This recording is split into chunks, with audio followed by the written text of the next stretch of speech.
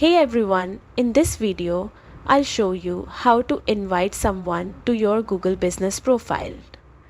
Perfect if you're adding a team member or giving access to a consultant. If this helps, don't forget to like, subscribe, and hit the bell for more easy business tutorials. First, open Google in your browser and type your business name or simply My Business in the search bar. This will bring up your business listing. Once you see it, click View Profile. That will take you straight to your business dashboard. Now look for the three dots menu near your business name and click it. From the drop-down, select Business Profile Settings. Inside the settings, go to People and Access.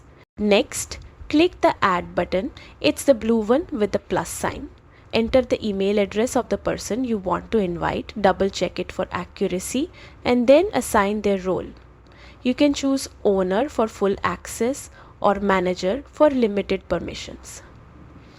Once you're done, click invite. The person will receive an email from Google with a link to accept and join your business profile. And that's it. You've successfully invited someone to manage your Google Business profile.